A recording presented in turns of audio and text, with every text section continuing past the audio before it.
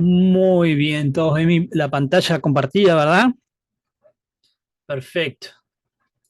Muy bien. Como siempre, ya saben, no venimos a hacer escándalo. Hoy vamos a ver el capítulo 12 del estudio de Mateo. Ya vamos por el 12, así que vamos trepando para llegar al medio del libro. Ya casi estamos ahí. Como no sé si se acordarán, pero en el capítulo 11 vimos que se trataba del descanso, ¿verdad? Salomón estaba rodeado de riqueza, ¿no? Pero también cobraba impuestos a los pobres, a todos, pero no discriminaba ni con los pobres, e imponía cargas pesadas a la gente. ¿Se acuerdan de que cuando Salomón murió, iba a tomar su hijo el trono? Le dijeron, bajale un poquito los impuestos, ¿no? Porque la nafta está carísima. ¿Y qué hizo el hijo de Salomón? Dijo, está cara, ¿no? Ahora va a salir 90 pesos el litro, ¿no? 80 pesos el litro como está ahora. ¿Y qué pasó? El reino se dividió. Jesús, por otro lado, es uno mejor que Salomón. De hecho, lo leímos ahí en el capítulo cuando estaba haciendo la lectura. Y Jesús nos invita a llevar su carga que es ligera. Él provee, ¿no? Y no está rodeado de riquezas como Salomón, porque él es uno mejor que Salomón. ¿Ven el contraste entre Salomón y Jesús? Recuerden que Salomón no terminó muy bien. A veces los cristianos, las iglesias no nos gusta hablar de eso, pero Salomón no terminó bien. ¿Por qué? Porque siendo el hombre más sabio del mundo, aún así cayó. Entonces por eso vino Jesús, que es uno mejor que Salomón. ¿Ok? El concepto de descanso divino lo vemos en muchas culturas, de hecho, no es exclusivo de la cultura judeo-cristiana, digamos, ¿no? ¿Qué sucedía? Era que un dios hacía la creación, construía un templo, ¿verdad? Por eso todos los dioses tienen un templo. ¿Y qué hacía el dios? Habitaba en ese templo y gobernaba su creación desde ese templo. Por eso tenemos los templos al dios esto, al dios aquello. Digamos que su centro de comando es el templo. Entonces tú vas ahí porque ahí está el dios y sacrificas personas, animales, lo que sea, a ese dios porque ahí está el dios, ¿verdad? Gobernando su creación desde el templo que tiene. Entonces encontramos, de hecho, este patrón en todas las culturas en su historia de creación. Siempre hay un dios que crea las cosas o dioses y terminan en un templo habitando y gobernándolo todo. ¿Ok? De hecho, Génesis usa esos elementos con el propósito de que otras culturas con sus dioses puedan entender al verdadero Dios.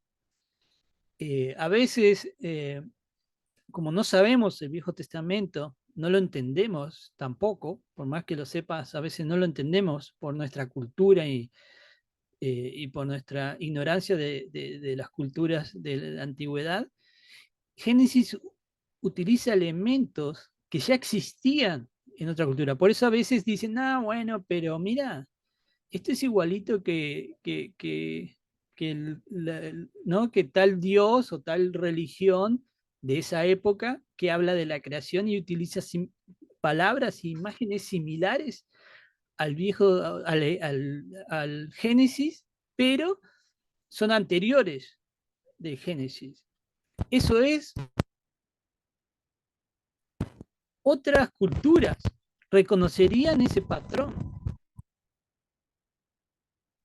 lo entenderían bien claro, porque es lo que ellos estaban acostumbrados a ver, pero entendería las diferencias, y lo diferente es que es el Dios que nosotros creemos. Esa es la diferencia.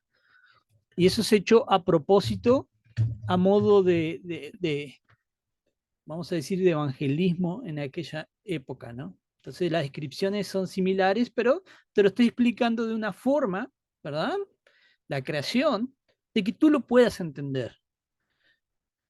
No es, no se puso a explicar Dios, ¿no? Tipo con mecánica cuántica y astrofísica, porque nadie entendía ese tipo de cosas en esa época. De hecho, a veces, para ser honesto, ni nosotros lo entendemos, ¿ok? Entonces, digamos, hablaban el idioma de las culturas de esa época y ese era el idioma de la cultura de esa época. En el caso del Génesis, Dios también hace un templo y habita en él. El templo en este caso es el jardín de Edén. El jardín de Edén es el templo en el capítulo de Génesis. Vamos a decir de que técnicamente es el primer templo, pero no el primer templo hecho por la gente, ¿no? Que hace el primer templo y el segundo templo, sino de que es realmente el primer templo que aparece en el mundo, es el jardín de Edén. También otra cosa es de que el descanso en Génesis no es pasivo, no es así como que, ah, bueno, me voy a dormir todo el día, ¿no? Ese es el descanso, no. El descanso de Génesis es lleno de actividades. Por ejemplo, como atender el jardín, ¿no? Ser fructífero, ¿verdad? O sea, hay un montón de cosas, pero en resumen, este descanso es activo.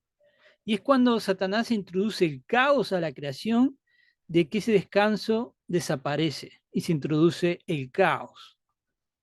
Entonces ahí tienen, ¿no? El árbol de la vida la imagen, ¿verdad? Y descanso activo. Ese es el descanso de Dios, ¿verdad? De hecho, leemos en Génesis, entonces fueron abiertos los ojos de ambos y conocieron que estaban desnudos. ¿Y qué hicieron? Cosieron hojas de higueras y hicieron delantales. Y oyeron al Señor Dios que se paseaba en el huerto al fresco del día. Entonces el hombre y su mujer se escondieron, fueron y se escondieron de la presencia del Señor Dios entre los árboles del huerto. Nomás el caos se introdujo, ya empezó el trabajo. Ellos, o sea, Adán y Eva, son que eran la creación, ¿verdad? Entonces la creación intentó arreglar el caos como podían, ¿verdad? Y para regresar al orden, ¿verdad? Entonces cosieron hojas de higueras y a ver si podían regresar al orden. Pero la creación no puede crear orden y estabilidad, ¿ok? La creación no puede crear más creación, ¿verdad? ¿De quién es ese trabajo de crear orden y estabilidad? Es de Dios. Dios mismo es el único que crea orden y estabilidad, que trae descanso. Coser los delantales esos y esconderse es trabajo, ¿verdad? Es caos. Y luego sabemos qué pasa, ¿no? Eh, Dios a la mujer le da aún más trabajo y dolor tener hijos, y al hombre le da aún más trabajo y dolor ganarse el pan. Y de hecho lo vamos a ver, ¿quién no conoce esta parte?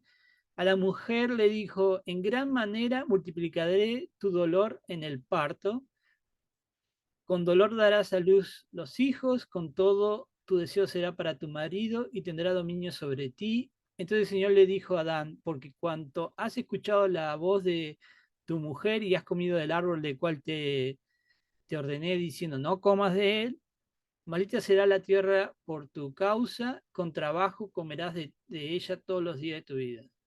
Y este versículo es muy famoso, hemos hablado mucho, lo han escuchado en las iglesias y eso, pero como verán hay unas correcciones, ¿verdad? Se pierde mucho en la traducción, como siempre, como hemos visto antes. A veces la traducción son traducciones, entonces no traduce exactamente el concepto. A veces, porque una de las razones de que se traduce más o menos el Viejo Testamento es porque a veces los que traducen no están tan empapados en la cultura del Viejo Testamento. Entonces no logran traducirlo tal cual es, porque no es tan fácil. Tienes que realmente saber el contexto cultural de qué se está hablando ahí.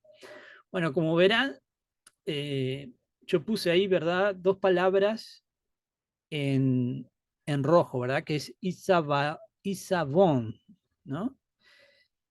dice, multiplicaré tu Isabón, y luego le dice, maldita será la tierra por tu causa, con Isabón comerás. Como verán, es la misma palabra. Sin embargo, nosotros la traducimos como dolor y trabajo, ¿verdad? Pero es dolor. Es exactamente la misma palabra hebrea. Entonces sería, esa parte está bien en la primera, tu dolor, ¿no?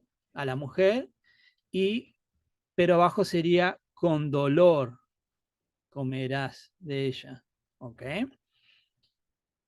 También nosotros traducimos en el parto, pero realmente en hebreo es concebir, pero en el sentido de darte cuenta de que estás embarazada, de que vas a tener un hijo. Es decir, de que el dolor es la ansiedad del destino que va a tener tu hijo, si sobrevivirá al parto, si tú mismo, o misma, si, porque tienes que ser mujer para tener hijos, vas a sobrevivir a, por ahora, ¿no? Las iglesias nazarenas al menos. eh, si tu hijo va a sobrevivir al parto o si tú vas a sobrevivir al dar a luz, porque en esa época no es como ahora, ¿no? Que vas al Mautone y está todo bien, ¿viste? Vas al hospital y no se sabe, pero vas al Mautone ¿no? Hay doctores y cosas así. También es la preocupación, la ansiedad, ese dolor de que no sabes, vas a traer hijos a un mundo caído, ¿verdad? Eso a veces se ve en nuestra cultura, que dice, ¿para qué quiero traer hijos a este mundo? Prefiero no tener hijos porque este mundo es horrible. ¿Para qué voy a traer más hijos, no? A este mundo. Bueno, es exactamente parte de la maldición tener esa ansiedad y dolor, eh, preocupación, ¿no? De saber de que, voy a traer hijos, estoy embarazada, voy a traer hijos a este mundo, ¿verdad? Y el hombre va también tener esa preocupación, esa ansiedad y dolor para producir, proveer alimento. ¿Qué quiere decir esto? Que la mujer, en el jardín, cuando todo estaba bien, no tenía que preocuparse por el destino de sus hijos. El hombre no tenía que preocuparse por sustento. En el jardín, la tierra producía sola. En el jardín Dios estaba caminando con ellos. Había sanidad, ¿verdad? Podíamos descansar de que Dios tenía el control, Dios estaba a cargo, Dios no iba a permitir que nos faltara nada. De hecho, Dios dice, ¿no? Ahí tienen todo para comer, pueden comer lo que quieran, menos de ese árbol, ¿verdad? Pero podían comer, está todo bien, solamente, ¿no? Multiplíquense, ¿verdad? Tengan hijos y llenen la tierra y lleven este orden a toda la tierra. Ahora, no hay más descanso en Dios. Yo descanso en Dios, decimos, ¿no? Pero realmente con la maldición no hay más descanso en Dios. Es más, tenemos que preocuparnos, tenemos que tener ansiedad porque no sabemos qué va a pasar.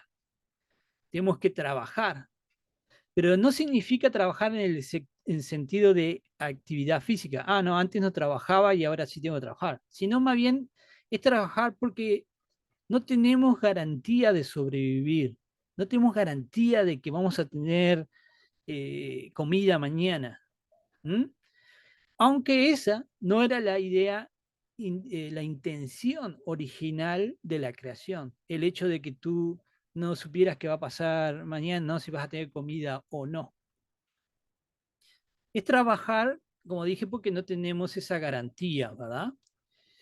Y descansar no es dormir todo el día y pasar en la piscina. Sí, en el jardín del Edén teníamos una piscina, se echaban a dormir, ¿no? Se tostaban al sol. No, sino que descansar es funcionar como fue la intención original de Dios. ¿Ven esa sensación a veces?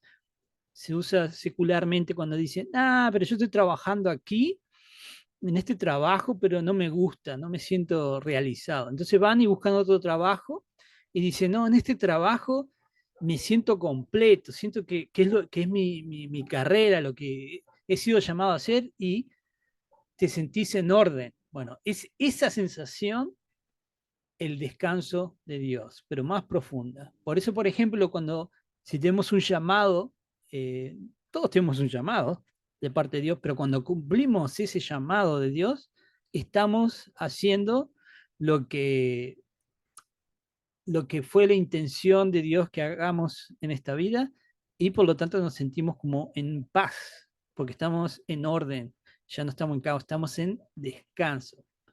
Y de hecho el sábado o sábat, ¿verdad? Era eso. No podías hacer nada porque era un recordatorio, como una reflexión de lo que era y lo que pasó en el Edén. Por eso celebraban el día de descanso, porque tipo, ya no lo tenías. Entonces, para recordar de que una vez lo tuviste y en el futuro lo tendrás, pero no todavía, celebraban el sábado, ¿verdad? Pero eso ha quedado claro. Muy bien. Ahora vayamos al capítulo y leímos, ¿no? Que por aquel tiempo Jesús pasó entre los sembrados en el día de reposo, sábado, día sábado. Sus discípulos tuvieron hambre y empezaron a arrancar espigas y a comer. Cuando los fariseos lo vieron, dijeron, mira, tus discípulos hacen lo que no es lícito hacer en el día de reposo. Pero él le contestó, ¿no han leído lo que hizo David cuando él y sus compañeros tuvieron hambre? ¿Cómo entró en la casa de Dios? ¿Mm? Y comieron los panes consagrados que no les era lícito comer, ni a él ni a los que estaban con él, sino solo a los sacerdotes. O sea que David hizo como el sacerdote y comió del pan que solamente los sacerdotes podían comer, ¿verdad? Y todavía entró era no solamente que el pan no lo podían comer, sino que era sábado, ¿no? ¿O no han leído en la ley que en los días de reposo los sacerdotes en el tiempo profanan el día de reposo y están sin culpa? Pues les digo que algo mayor que el templo está aquí. Pero si ustedes hubieran sabido lo que significa misericordia quiere y no sacrificio, no hubieran condenado a los inocentes, porque el Hijo del Hombre es Señor del día de reposo. Bueno, a veces hay gente que apunta que dice, wow, mira Jesús y sus amigos estaban robando ahí el campo, ¿no? Y empezaron, ¿no? Sí, saltaron el alambrado y empezaron a comerse todo ahí. Pero eh, justamente en el contexto de esa época, en Israel había una ley que decía que si estabas viajando y tenías hambre, podías alimentarte de los sembrados. Era totalmente legal. ¿Ok? Ese no es el problema que tienen aquí. No, no es el problema que le están apuntando a los fariseos. El problema aquí que era el sábado, el día de reposo. ¿Ok? Pero Jesús les plantea, no critiquen, nos critican a nosotros, ¿no? Tipo Jesús y sus discípulos por algo que es legal, pero no tienen problema con David que hizo algo que claramente era ilegal. Eso es lo que está planteando Jesús. Y si leemos en Samuel, dice, entonces el sacerdote le dio pan consagrado porque allí no había otro pan, sino el pan de la presencia que había sido quitado de delante del Señor para colocar pan caliente en su lugar al ser retirado. Como vimos en el segundo argumento que nos plantea Jesús, los sacerdotes tenían que cambiar el pan los sábados, ¿ok? Es decir, tenían que trabajar en el sábado. Por eso, lo que quiero decir, si retrocedemos atrás, que dice, los sacerdotes en el templo profanan el día de reposo y están sin culpa, a eso se refiere, ¿no? De que tienen que cambiar el pan, que es trabajo considerado el día de reposo, pero estaba todo bien, no eran culpables, digamos. Y cuando David comió de ese pan, eh, era también sábado, y encima ese pan lo podían comer solo los sacerdotes. Así que él estaba funcionando como sacerdote cuando comió de ese pan. ¿Ok? Ese es el problema con David. Y es interesante porque esa es la misma cosa que hizo Saúl y perdió el trono, pero en el caso de David estaba todo bien. ¿Ok? ¿Qué hizo Saúl? Siendo rey, quiso ser como sacerdote y ofreció un sacrificio. ¿Se acuerdan la historia? David era el ungido para ser rey, pero en el texto vemos a David perseguido por aquellos que estaban en el poder, que era Saúl, ¿verdad? Entonces, tenemos, para desentrañar un poco todo esto, David hace algo que solo los sacerdotes podían hacer, pero no hubo problema. Saúl hace algo que solo los sacerdotes podían hacer y tuvo problema, y Saúl perseguía a David. Pero David era el que era ungido para ser rey, ¿no? Y Saúl estaba en el poder y perseguía a David. O sea que tenemos a David ungido por Dios, que no ha tomado aún su trono, ¿ok? No es rey todavía, no está sentado en su trono todavía, y está siendo perseguido por aquellos en el poder a los cuales Dios, de hecho, les quitó la unción, ¿no? Como a Saúl, que le quitó la unción. ¿Suena familiar esto? Esa es la historia de Jesús. Él es uno como David, el ungido, pero aún no está reinando en este momento del texto, ¿no? Y es perseguido por aquellos en el poder, los cuales también perdieron la unción, es decir, los escribas, los fariseos, los religiosos de la época que tenían el poder y tenían el templo. Y Jesús dice, uno mayor que el templo está aquí, uno mayor que el sacerdote. Así que Jesús es representado como David, los compañeros de David son los discípulos, y el pan es el grano que estaban comiendo, que con ese grano se hacía el pan justamente del templo, pero el pan tenía que estar en el templo para ser parte del ejemplo, pero sí está en el templo. ¿Por qué? Porque en este escenario Jesús es el templo. Y donde quiera que Él esté, donde quiera que Jesús va, ahí está el templo y por eso Él es Señor del sábado. De hecho, Jesús dice, ¿no han leído? ¿Cuál era la posibilidad de que los fariseos no habían leído esos textos? Era cero. Obviamente que sabían esos textos.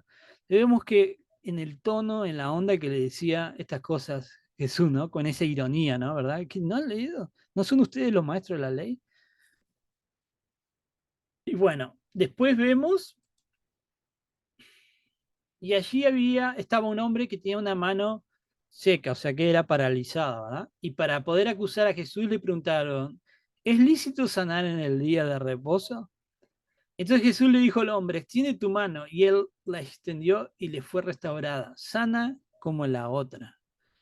El hombre tenía una mano paralizada, no estaba funcionando como fue la intención original de esa mano, ¿verdad? Que necesitaba funcionar, ¿no? No la podía mover, ¿no? Pero la intención original de Dios es que esa mano funcionara. Pero ¿de quién es el trabajo de restablecer la creación? Es de Dios. Entonces Jesús va y restablece la función de esa mano porque Él es Dios. El ministerio de Jesús como rey, como sacerdote, como templo, es restaurar la creación a su función original. No solo en general, ¿no? Sí, todos, sino que también individualmente, como este hombre. Y eso es seguir a Jesús, es entregarle lo que sea que no funciona correctamente en nuestra vida, porque nosotros somos incapaces de resolverlo por nosotros mismos. Y de hecho no es nuestro trabajo. ¿Por qué? ¿De quién es el trabajo de restablecer la creación, habíamos dicho? De Dios. Y así lo podemos aplicar a un montón de cosas. En el ministerio, a veces van a ver de que muchas iglesias, muchos pastores se estresan o no, ¿no? Y quieren, digamos, como que restablecer el orden, pero realmente el que restablece el orden es Dios. Entonces, tenemos que dejarlo a Dios que haga esas cosas. Lo mismo sucede con otros aspectos de la vida. Hay cosas que no podemos resolver nosotros, que no nos corresponde a nosotros como que empujar para que se resuelva, sino de que lo tenemos que entregar a Dios porque Él es el que trae descanso, Él es el que sabe qué piezas se tienen que mover para que estemos bien. Probablemente nosotros nos apuremos o hagamos ciertas cosas que al final nos va a traer más trabajo. ¿Ok? Todas las multitudes estaban asombradas y decían, ¿acaso no es este el hijo de David? O sea, eso es una referencia, ¿acaso no es este el Mesías? Pero cuando los fariseos lo oyeron, dijeron, este no expulsa a los demonios, sino por Belcebú, el príncipe de los demonios, ¿no? Entonces Jesús dice, si yo expulso los demonios por Belcebú, ¿por quién los expulsan los hijos de ustedes, ¿no? Por tanto, ellos serán sus jueces. Pero si yo expulso los demonios por el Espíritu Santo, entonces el reino de Dios ha llegado a ustedes. Cuando dice ustedes se refiere a los fariseos, ¿ok? Entonces está diciendo, bueno, si no es por Belcebú, entonces es por el Espíritu Santo. Entonces yo soy el Mesías. De hecho, Belcebú, ¿no? Se ha usado mucho eso. eh, Hay muchas cosas raras por ahí que, oh, Belcebú, Satanás, el demonio. Es una referencia a Satanás, pero Belcebú es una variante griega de Baal Zebub, que es una forma con insulto de referirse a Baal, ¿no? ¿Se acuerdan de Baal? ¿No? Era un dios de los cananitas, ¿no? Del Viejo Testamento, ¿no? Que sacrificaban niños y cosas a Baal. Entonces, Baal se refieren con ese nombre a Satanás, como que es un Baal, ¿no? Pero cuando dice Belcebú, es como que una deformación de Baal Zebub, que significa Baal, el Altísimo, el que vuela, que está en el cielo, ¿no? Entonces, al ponerle Belcebú, se puede traducir, muchos lo traducen como Señor de las Moscas, y lo hacen porque para evitar realmente el verdadero significado de lo que significa, porque a veces los cristianos como que tenemos miedo a las palabras, ¿no? Y nos ofendemos a estas cosas que dicen en la Biblia, pero realmente, a ver, se los voy a poner así. Eh, Le dicen, lo traducen Señor de las Moscas, porque realmente es Baal-Zebú, es Baal, el señor del excremento, pero no tan formalmente, que es entonces el señor del excremento donde las moscas se juntan, ¿verdad? Así es como lo llamaban, era como los israelíes, los judíos habían deformado el nombre ese como en forma de insulto, y es una referencia a Satanás. En la iglesia a veces no se habla mucho de eso porque, como dije, los cristianos se ofenden con las palabras, pero hay varias referencias a palabras así, pero en nuestra cultura obviamente lo tomamos de otra manera, entonces lo hacen como una traducción más formal, pero es interesante, ¿no? De cómo se referían, ¿no? ¿O cómo puede alguien entrar en la casa de un hombre fuerte y saquear sus bienes si primero no lo ata? Y entonces saqueará su casa. En este ejemplo que da Jesús, ¿quién es el hombre fuerte? Satanás. Es decir, no puedo robar su casa, o sea, la persona que está poseída por el demonio, la persona es la casa, el demonio está en la casa de Satanás, sin que Satanás no sea atado primero. ¿Ok? Pero respondió, una generación perversa y adúltera demanda señal, ¿no? Y ninguna señal se le dará sino la señal de Jonás, el profeta. ¿Cuál es la señal de Jonás? Algunos pensarán, bueno, que lo tiraron de la barca. No, realmente es 3 días y 3 noches en la tumba, ¿no? En el estómago de ese gran pez, ¿verdad? Que representa la tumba, ¿ok? Entonces Jesús dice, porque como estuvo Jonás en el vientre del monstruo marino 3 días y 3 noches, así estará el Hijo del Hombre 3 días y 3 noches en el corazón de la tierra, ¿ok? Pero hay una cosa, a veces cuando hablamos de la señal, de Jonás, nos enfocamos solamente en la primera parte de Jonás, desde este punto de vista, ¿no?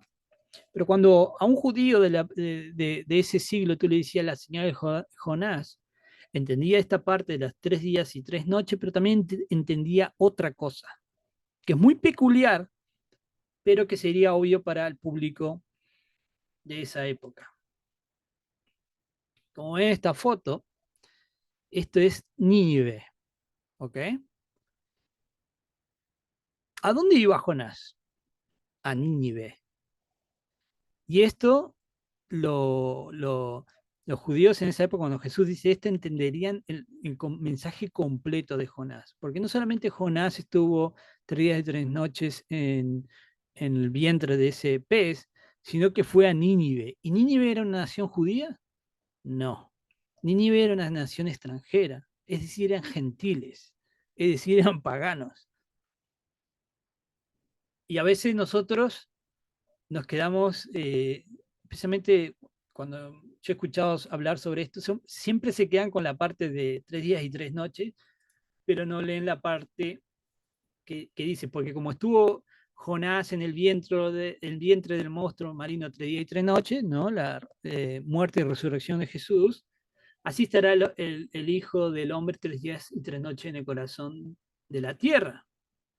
Pero no termina ahí. Dice, los hombres de Nínive se levantarán con esta generación en el juicio y la condenarán, porque ellos se arrepintieron con la predicación de Jonás. Y miren, algo más grande que Jonás está aquí.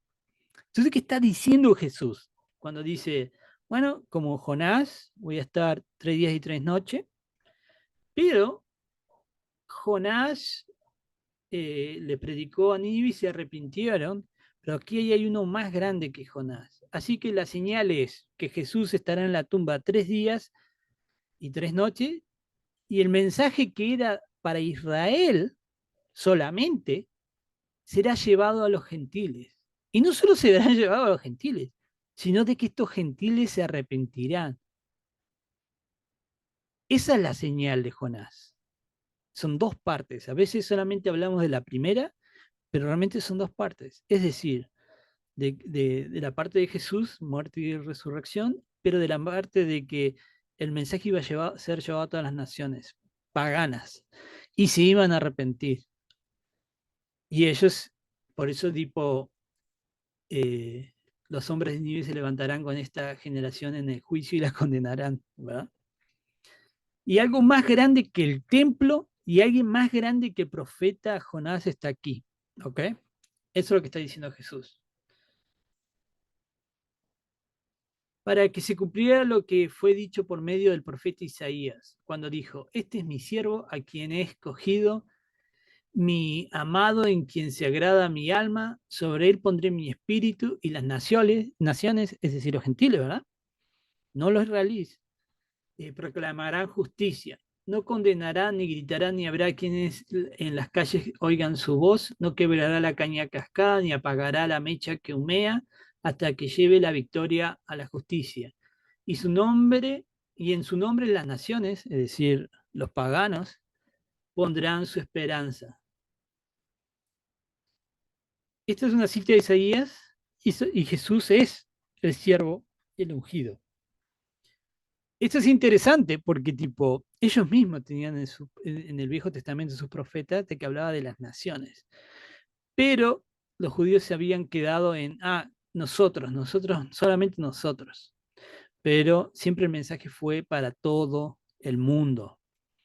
Y eso es lo que Jesús dice, van a ver la señal porque finalmente eh, el mensaje va a llegar a todo el mundo, ¿no? Ustedes no se están quedando, no, ni ustedes lo quieren seguir, ni dejan que nadie lo sigue, pero ahora se va a abrir y todas las naciones estarán en eso.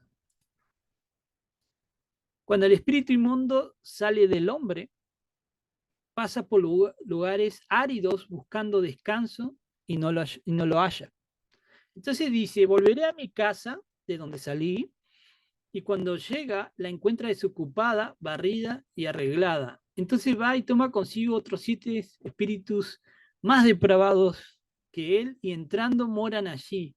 y el estado de aquel hombre resulta peor que el primero, y así será también con esta generación perversa. ¿Quién pone las cosas en orden, habíamos dicho? Dios. En este ejemplo, el hombre, ¿saben quién es? Es Israel.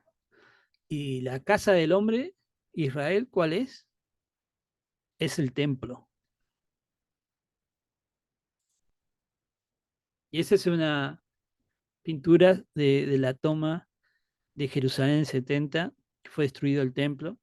Entonces Jesús en su ministerio pone las cosas en orden, ¿no? Sana al hombre con la mano y sana a otros, reprende demonios, y estos demonios se salen de la gente, pero quedaban dando vuelta en el desierto. Pero Jesús se va a ir, Jesús se va a ir.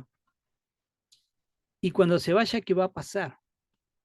Estos demonios regresarán a Israel y dejarán todo aún peor que antes.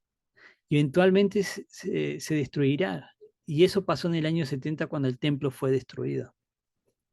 Los judíos de esa generación habían intentado arreglar su casa con todo tipo de planes militares, tienen ideas apocalípticas, implementando prácticas piadosas de dar dinero y creando ciertos rituales, ¿verdad? De hecho, creando sectas más celosas, ¿no? De lo común, celosas de la escritura y todo eso. Pero todo eso siempre fue en vano. Los demonios retornaron después de que Jesús se fue, y grande fue la ruina de su casa fundada en la arena. Solo Dios es capaz de sacarnos del caos, no nosotros.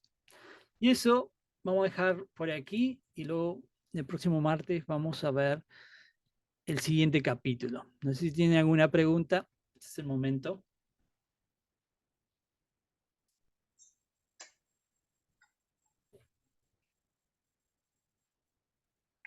Entonces en blanco. Algo importante de que, y eso lo remarca en los evangelios, es de que Jesús a veces quitaba demonios de la gente, pero la gente no seguía a Jesús después. Entonces, cuando Jesús se fue, obviamente los demonios regresaban y con más fuerza, ¿no? Y es interesante eso. Así es. Sí, todo lo que compartiste es muy interesante y está obviamente que como que es parte de algo de más profundo, ¿no? Obviamente en la hora que tenemos de clase hay mucha cosa que queda todavía allí, ¿no? Eh, Me imagino que en clases posteriores se va a ir arrojando un poco más de luz sobre todo esto y retomando algún tema, ¿no? Pero muy interesante todo cómo empezaste con el tema de Génesis y seguiste por todo lo que estaba vinculado, todo lo de hoy está vinculado al sábado, que todo el problema de ellos era el sábado, ¿no? El famoso que querían cumplir la ley a través de respetar los rituales famosos de ellos y bueno, y sin embargo, como Cristo quería demostrar que Él era el reposo, ¿no? Que Él era el descanso y cómo... Yo a veces veo todo eh, lo que está escrito en la Biblia como eh, también como una declaración, ¿no? Como una declaración de intención para el pueblo de Israel y cómo él establecía cómo Dios establece las cosas y cómo aparte, cómo las cumple y cómo se hace en realidad en Cristo, ¿no? Más allá de que se aceptan o no aceptan. Eh, digamos, esto es así, está en ti seguir o volver atrás. Eh, y como nadie habla hoy, yo voy a seguir hablando. No, voy a decir que también es un mensaje muy que nos tiene que tocar bastante el hecho de que verdaderamente nada podemos hacer por nosotros mismos si no es Dios quien hace las cosas en nosotros. En este mundo, como dice la palabra, tendremos aflicción, pero Cristo declara que Él ha vencido al mundo, ¿no? Entonces, si tenemos drama en nuestra economía, si tenemos drama en nuestra familia, si tenemos drama en muchos aspectos de nuestra vida, creo que lo único que podemos hacer, lo más sabio, es ir a Cristo para que Él nos dirija a esa, a esa sanidad, ¿no? Y a esa restauración de las cosas. Así que, impecable. Una cosa Podemos. importante que quiero destacar es de que ¿Querés yo te tiro una línea para que vos sigas un poquito más ahí? por ejemplo, eh, como dije, los judíos de esa generación intentaba arreglar su casa, digamos, eh, con todo tipo de planes, ¿no? De hecho, intentaron destruir a los romanos, hacían rebeliones, todo en el nombre de Dios, y vamos a hacer esto y lo otro. Y nosotros tal vez lo miramos y decimos, ah, esta gente, ¿no? ¿Qué está haciendo? Pero yo quiero proponerles que a veces nosotros hacemos lo mismo y pensamos, Ujú. si tuviéramos un presidente cristiano, si tuviéramos esto, si hiciéramos aquello, y hacemos política y hacemos campaña para esto y hacemos un montón de cosas. No digo que esté mal, bueno, tú quieres ser presidente y eres cristiano, fantástico. Pero el tema es la intención de usar ese tipo de cosas, influencias, para traer orden al caos, como que con nuestras digamos, con nuestras vistas políticas, preferencias políticas, vamos a traer, este partido político o esto es de Dios y lo vamos a votar porque es el que Dios quiere, porque así se trae cierta legislación o ciertas reglas que favorecen el ámbito cristiano y por lo tanto traen orden al caos. Es un esfuerzo humano, ya lo intentaron hacer los judíos, lo intentaron hacer un montón de gente y ha fallado, pero una y otra vez repetimos los mismos errores, pensando de que nosotros tenemos el poder de hacer eso, pero es Dios el que lo hace. Y a veces eso se ve con la política extranjera de algunos países, de que intentan, digamos, mover el bote que vaya para este lado, para que así, ¿no? Se cumpla tal cosa o tal otra, pero hemos visto una y otra vez a Jesús hablando en contra de eso, de que nosotros no somos Dios como para llevar el volante del bote. Nosotros pensamos de que va a ser el mejor camino. Solo Dios sabe cuál es el mejor camino. Por ejemplo, eso inclusive en cosas tan simples como el testificar a otros, no lo voy a forzar, lo voy a obligar a que venga a la iglesia de esta forma. No, no, si o tenemos un hijo que no quiere ir a la iglesia, no, no, ¿sabes qué? Si no va a la iglesia te corro y cosas así. Siempre nosotros tendemos a querer ser los que arreglen la casa, digamos, los que, sin Dios, ¿entienden? O sea, como que es un esfuerzo Sí, humano.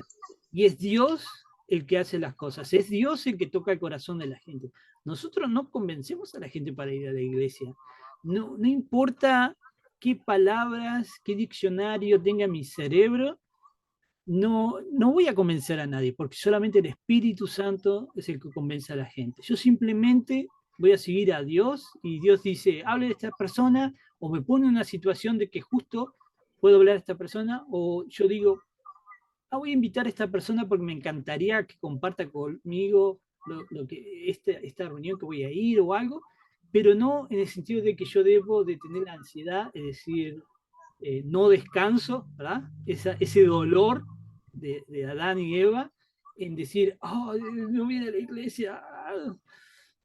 No, ¿entiendes lo que quiero decir la diferencia? A sí, decir, yo invito y me dice que no, y ok, Dios sabrá, pero es Dios el que está intentando trayendo a esa persona. No yo, ni es la misma persona que se trae a sí mismo, ¿entiendes? Lo mismo pasa con un montón de cosas en la vida, en el ministerio, en política. No, no podemos decir, yo me voy a volver presidente y a partir de ahora todo el mundo me va los domingos a la iglesia por ley, ¿verdad? Ese es el tipo de cosas que va contra el plan de Dios. Y parece una estupidez, pero lo vemos mucho, especialmente en las iglesias americanas, vemos ese tipo de ideas que son peligrosas y no son de Jesús. ¿Se entiende lo que quiero decir? No podemos obligar y empujar a la gente a hacer cosas que no quieren hacer porque nosotros tenemos el mejor plan. Al contrario, nosotros seguimos al rey y el rey es el que dice A, B y C. Nosotros solamente seguimos lo que nos pone en el camino Dios, ¿verdad? Entonces Ujú. espero que eso les sirva también para su vida diaria, para ciertos problemas, ciertas cosas que tal vez tú dices, yo no sé, pero ¿qué pasa? Como hablamos antes en los capítulos anteriores, vamos al pan diario, que es el Espíritu Santo, y pedimos, dame de ese alimento para yo saber cómo seguir. Ya, eso Sí. es lo que... Reflexionando un poco en lo que estabas diciendo, ¿no? Pensando ahí, y muchas grandes iniciativas fueron promovidas por Dios para que surgieran, ¿no? Pienso en las grandes universidades tipo Harvard y todas eso eran cristianas de principio, pero después es como si dejas de lado a Dios, se va Dios y ¿qué viene? Vienen los demonios, dijera Luis, y es así, ¿no? Porque Por grandes ejemplo, cosas que la antes eran educación, promovidas por Dios, ya, la sí. educación y, por ejemplo, la idea de tener hospital y todo eso, es una idea cristiana, porque en el tiempo de los romanos, tipo, tú eras ciudadano romano, ay, me cortaron, qué lástima, ¿no? Es algo cristiano. El tema de que los cristianos, personas, han querido tomar el control sobre esas cosas y hacer una ganancia, entonces ahí es cuando todo se va para un lado Ujú. de que no debería irse, ¿no? Como tú dices, vuelven los demonios. Seguro. Bueno, no sé si alguien más tiene alguna pregunta o comentarios. Si no, supongo que ya estamos. Ya estamos.